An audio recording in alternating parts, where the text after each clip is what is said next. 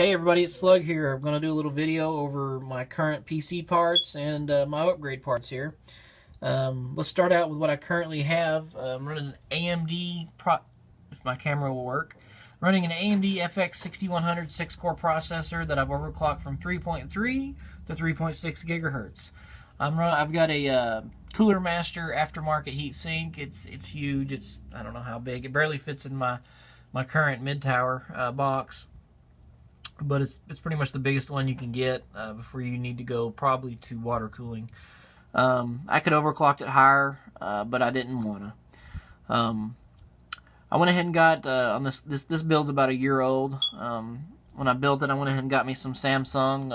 Let me see, I've got it pulled up here. Samsung DDR3, 8 gigs of RAM. It's DDR3 1600. So it's kind of generic Samsung RAM. It does okay.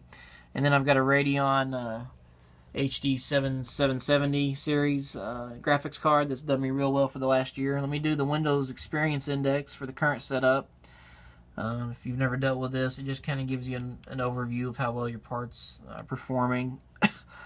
Some people seem to like this. Some people don't really care for the rating too much. I don't say it's that accurate, but I think it's kind of cool. It's a little benchmark already built into your computer here if you're running Windows 7.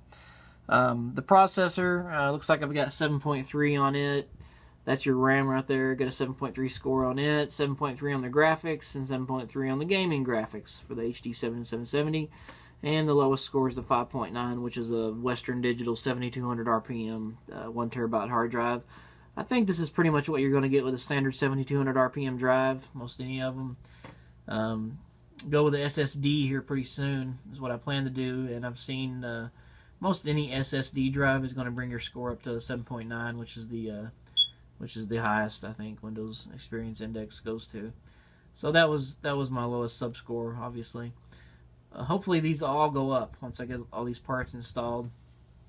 Real quick here with this current setup, here's the Firestrike 3D Mark, which is for high-end gaming PCs, and this is a terrible score of 2608.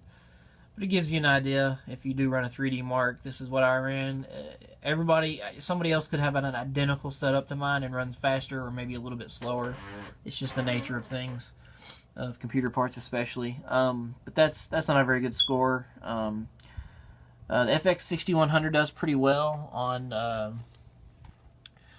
multi-core, multitasking games and just multitasking in general. It does real well. It can't keep up with the Intels per core. I run every game I've got on medium to high. That's BioShock Infinite, Battlefield 4, what else? Tomb Raider. I've got over 200 games on Steam, and it all runs them pretty well. The only games I do have issues with,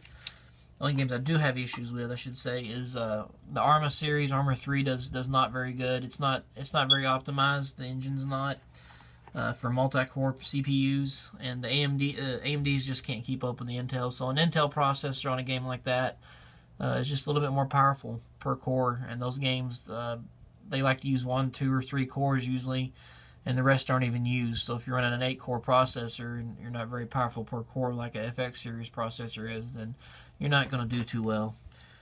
So games like that, the standalone DayZ game, I don't do too hot in, but everything else I do pretty good in. So it's a pretty good setup.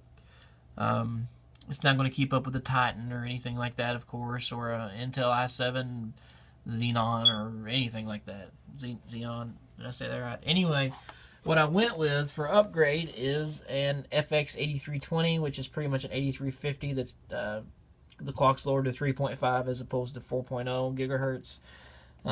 I've got this off of Tiger Direct for brand new for $134, I believe. Newegg, it goes for about $150, $160. So it's a pretty good deal right now on Tiger Direct if you want to grab one of these. Identical to the FX 8350s, except that it's got a 3.5 gigahertz clock instead of 4.0 like the 8350. So it's a good processor, especially a good price right now. I went with RAM. I went with G.skill Sniper RAM. It's, whoops, if I can hold it still, it's DDR3 1866, I believe. Yes. great gaming RAM. Newegg gave it some great scores, reviews from people. Seemed to really like it, and I stuck with for my graphics card, I stuck with a HIS or HIS or however you're supposed to say it. I call it HIS graphics card, and I upgraded from the 7770 to an R9 270X, which is you can't really beat it for the money. It's a great graphics card. I think it's equivalent to GeForce 660 Ti, somewhere around there. Could be wrong, don't quote me. But a pretty powerful card for $200. This is the X270X versus the 270, and it's the cheapest one on Newegg right now. But it's got some great reviews for $200. I mean, you can't hardly beat it. So I'm gonna plug this sucker in and see how well it does. See if it brings. See if these new parts bring my benchmark up from 2608, which is not very good. And I know it'll bring up my Windows Experience Index. Should bring all these up to 7.8, 7.9. Of course, except for this. I have to wait till I get my SSD in. But that's it for now, guys. Just wanted to do a little video covering the parts I have and my finger and the parts I'm gonna have. So I'll do a video here pretty soon in the next day or two that'll hopefully show a lot better scores and give you guys, if you're thinking about using some of these parts, kind of give you an idea of what you're going to get for your money. So thanks for watching, and I hope to see you again. Thanks. Bye.